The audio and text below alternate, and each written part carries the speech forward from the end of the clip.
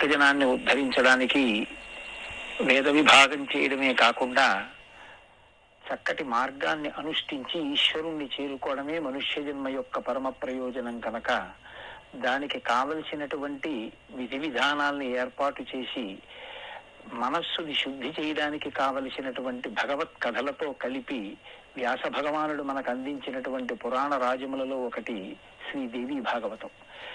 అటువంటి దేవీ భాగవతంలో ప్రత్యేకించి అమ్మవారికి సంబంధించినటువంటి విషయాలు వివరణ చేయబడ్డాయి కాబట్టి దానికి దేవీ భాగవతము అని పేరు. దేవి అంటే క్రీడించున్నది, ప్రకాశించున్నది అని రెండు అర్థాలు. ఆ తల్లి ఈ సర్వ జగత్తునందు చైతన్య స్వరూపిణి అయి ఉన్నది. ఆమె లేని ఈ జగత్తు లేదు. బంగారము లేకుండా నగలు ఎలా ఉండవో, నగలు లేకపోయినా బంగారం ఎలా ఉంటుందో అలా అమ్మవారు లేని జగత్తు ఉండదు. కానీ జగత్తు లేకుండా అమ్మవారు మాత్రం ఉంటుంది. ఆ కారణం చేత ఆవిడ సర్వ జగత్తు యందు అంతర్లీనమైనటువంటి చైతన్య స్వరూపిణి. అటువంటి చైతన్య స్వరూపిణి అయినటువంటి అమ్మవారికి సంబంధించిన విశేషములను వివరించినటువంటి పురాణము కనుక దీనికి దేవీ భాగవతము అని పేరు. ఆ తల్లియే శంకర భగవత్పాదుల సౌందర్య లహరి మాటల్లో చెప్పాలి అంటే మహామాయా విశ్వం భ్రమయసి పరబ్రహ్మ మహిషి. మహామాయా స్వరూపిణి ఆ తల్లి ఒక్కొక్క నాడు ఇంద్రియముల యొక్క లౌల్యమునకు గురి అయ్యేటట్టుగా చేసి మళ్ళీ జన్మ పరంపరని పొందేటట్టు చేసి బ్రహ్మమును తెలియకుండానూ చెయ్యగలదు. ఆ తల్లి అనుగ్రహించిందా పరబ్రహ్మము తెలిసేటట్టు చేసి ఇదే చిట్ట చివరి జన్మ చేసి ఈ శరీరం పడిపోవడమే ఆఖరి మరణంగా చెయ్యగలిగినటువంటి తల్లి. ఆ తల్లి స్థూల సూక్ష్మ పరతత్వ స్వరూపంగా ఉంటుంది అని పెద్దలు నిర్ధారణ చేశారు. స్థూల స్వరూపము అంటే మాంసనేత్రము చేత చూడడానికి వీలైన రీతిలో అమ్మవారిని ఈ రూపంలో మేము చూడకుండా ఉండలేము అని ఆరాధన చేసి మిక్కిలిగా కోరినటువంటి భక్తుల యొక్క సౌలభ్యార్థం వేదాహమేతం పురుషం మహాంతం ఆదిత్యవర్ణం తమసస్తుపారే సర్వాణి రూపాణి విచిత్య ధీర నామాని కృత్వాభివదన్ యదాస్తే అని ఆ తల్లి ఒక అవతారాన్ని స్వీకరించింది, ఒక రూపంతో కనపడింది. అలా కనపడడానికి ప్రధానమైనటువంటి కారణమే అమ్మవారు ధర్మ సంస్థాపన చేయడానికి అవతార స్వీకారం చేస్తూ ఉంటుంది. అందుకే యదా యదా హి సాధూనాం దుఃఖం భవతి దానవ తదా తేషాంచ రక్షార్థం దేహం సంధారయామ్యహం అంటుంది. భగవద్గీతలో కృష్ణ భగవానుడు పరిత్రాణాయ సాధూనాం వినాశాయ చ దుష్కృతాం ధర్మ సంస్థాపనార్థాయ సంభవామి యుగే యుగే అన్నట్లే ఎప్పుడెప్పుడు సాధు పురుషులైనటువంటి వారు హింసింపబడతారో, ఎప్పుడెప్పుడు అధర్మము పెచ్చరిల్లుతుందో అప్పుడు సాధు పురుషులను అనుగ్రహించడానికి, అధర్మాన్ని పెచ్చు పెరిగిపోవడానికి కారణభూతులైనటువంటి వారిని నిగ్రహించడానికి నేను ఒక రూపాన్ని స్వీకరిస్తాను అని తల్లి ప్రతిజ్ఞ చేసింది. అలా మాంసనేత్రమునకు గోచరమై అనుష్ఠించడానికి వీలై ఒక ధ్యాన శ్లోకముతో కరచరణాదులతో మాంసనేత్రమునకు అంది ఆరాధ్యనీయమైనటువంటి తల్లి యొక్క స్వరూపాన్ని స్థూల స్వరూపము అని పిలుస్తారు. ఆ స్వరూపం షోడశోపచారముల చేత అర్చింపబడుతుంది. సూక్ష్మ స్వరూపము బీజాక్షరముల చేత నిర్మింపబడి మంత్రస్వరూపమై ఉంటుంది. బీజాక్షరములు అన్నప్పుడు ఆ అక్షరమునందు శక్తి నిక్షిప్తమై ఉంటుంది. దాన్ని జపం చేసిన కొద్దీ ఆ అక్షరము విస్ఫోటనము చెంది ఆ శక్తి లోపల ప్రవహిస్తుంది.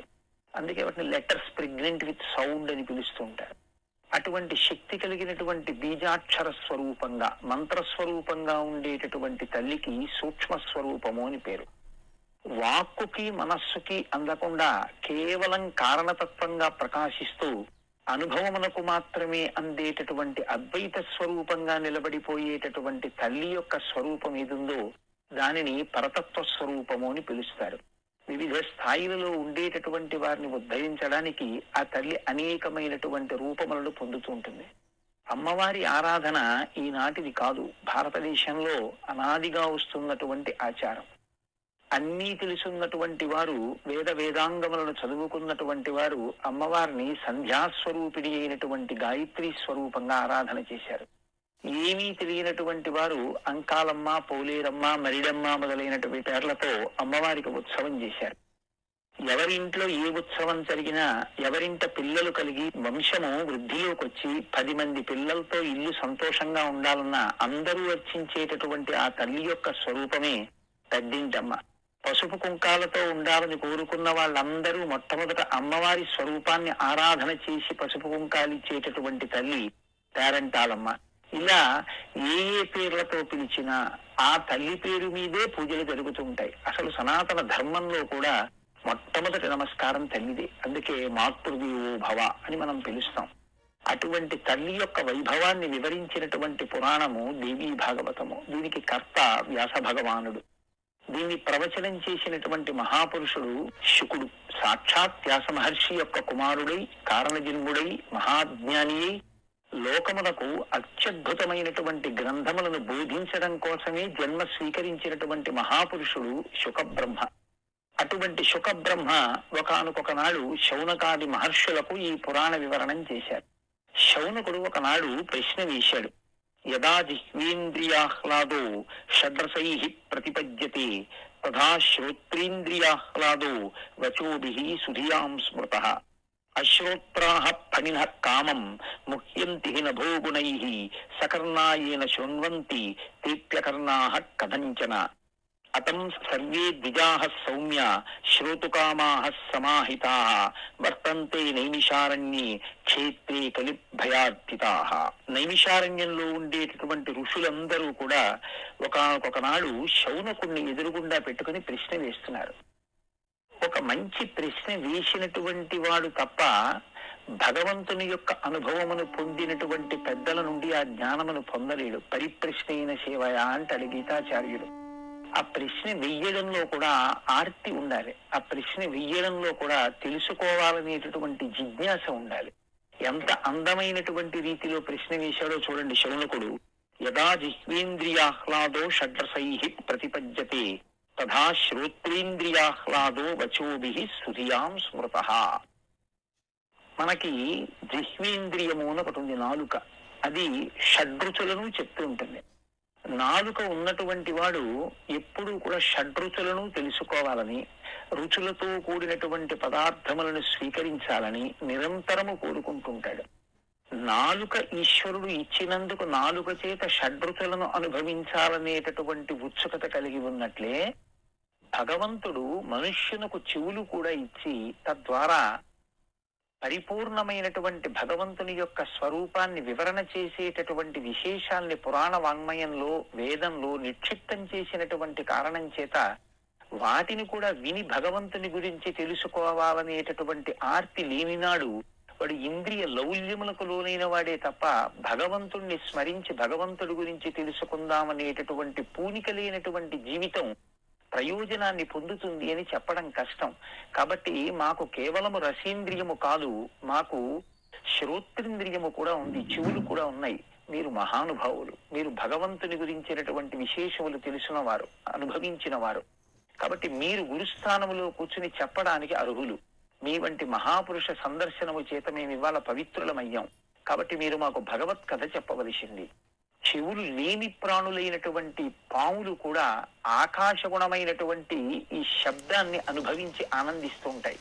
అటువంటిది చెవులు కలిగినటువంటి మేము భగవత్ కథాశ్రవణమునందు ఎంతటి కుతూహలాన్ని పొంది ఉండాలి. మేమందరం నైమిషారణ్యమునందు ఉన్నవారం. ఇవాళ మా అదృష్టం కొద్దీ మీరు వచ్చారు. కాబట్టి ఓ సూత మహాముని, వ్యాస భగవానుడు ఈ శుక మహర్షికి ఈ దేవీ భాగవతాన్ని వివరించాడో దాన్ని మీరు తెలుసుకుని ఉన్నటువంటి వారు. మాకు దేవీ భాగవతాన్ని వివరించవలసింది అంటూ శౌనకుడు అంటాడు. ఏన కానాప్యుపాయేన కాలాతి వహనం స్మృతం వ్యసనైరిహ మూర్ఖానాం బుధానాం శాస్త్రచింతనైః. కాలమనేటటువంటిది ఆగేది కాదు, అది ఒక ప్రవాహ స్వరూపము, అలా వెళ్ళిపోతుంటుంది.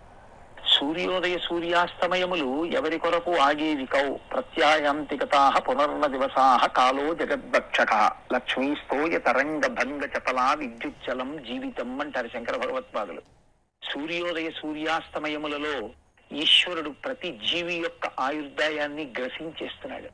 కానీ ఆ ఆయుర్దాయము నశించిపోయే లోపల భగవంతుడిచ్చినటువంటి పరమోత్కృష్టమైన ఈ మనుష్య ఉపాధి మళ్ళీ బ్రహ్మాండంలో కలిసిపోయే లోపల ఈశ్వరుడు గురించి తెలుసుకోవడానికి ఉపయుక్తమైనటువంటి ఈ శరీరాన్ని పొంది ఉన్నాం. కాబట్టి దీన్ని ఉపకరణముగా మేము ఆత్మతత్వాన్ని తెలుసుకుని మేము సత్యాన్ని పొందడానికి మాకు గొప్ప ప్రయోజనము, సాధనము ఇవాళ మీ దర్శనమే. కాబట్టి ఎలాగో అలా కాలం వెళ్ళిపోతుంది. భగవత్ కథా చింతనము గురించినటువంటి ఆర్తి లేకపోయినా కాలం ఆగేది కాదు. కానీ బుధులైన వారు అంటే పండితులైన వారంటే పండాహ అంటే భగవత్ సంబంధమైనటువంటి జ్ఞానము. ఎవరు భగవంతుని గురించి తెలుసుకోవాలని కుతూహల పడుతుంటారో అటువంటి వారు పెద్దలు దర్శనమైనప్పుడు వారి ద్వారా భగవత్ కథాశ్రవణము చెయ్యాలని కోరుకుంటారు. కాబట్టి మహానుభావ, మాకు ఈ రోజున అటువంటి భగవత్ కథని వివరించు. దిక్సుధాం పిబతాం సూత ముక్తర్నైవ కదాచన పిబన్ భాగవతం సద్యో నరో ముచ్యేత్ సకంఠాత్ సుధాపాని నిమిత్యం మత్కృతాః యజ్ఞాః సహస్రశః నశాంతిమధిగచ్ఛామః సూత సర్వాత్మనా వయం ఏవం సంసార చక్రేస్మిన్ భ్రమణం చ నిరంతరం. మేము ఈ సంసార చక్రమనందు నిరంతరము పరిభ్రమిస్తున్న వాళ్ళం. మళ్లీ పుట్టడం, మళ్లీ పడిపోవడం, మళ్లీ పుట్టడం, మళ్లీ పడిపోగంగా అదే పనిగా శరీరాల్ని స్వీకరించడం తప్ప మేము భగవంతుణ్ణి తెలుసుకుని మళ్లీ మళ్లీ పుట్టవలసినటువంటి అగత్యము నుంచి బయటపడగలిగినటువంటి స్థితికి ఎదగలేకపోతున్నాం. దిక్సుధాం పిబతాం సూత ముక్తిర్నైవ కదాచన. మేము అమృతపానము చేసి సాధించేది ఏముంటుంది? అమృతపానం చేశాము అన్నటువంటి దేవతలు మాత్రమే సాధించారు. శంకర భగవత్పాదులు సౌందర్యలహరి చేస్తూ ఆ సుధాపానము అంటే ఎవరైతే అమృతపానము చేశారో వారు కూడా శరీరములను కాలగతి యందు విడిచిపెట్టిన వారే. కానీ అమ్మా, నీ భర్త అయినటువంటి పరమశివుడు మాత్రం ఆ అమృతాన్ని తాగకపోయినా, హాలాహలాన్ని తాగినా ఆయన యొక్క శరీరము పడిపోలేదు అంటే తవ జనని తాటంక మహిమ అంటారు.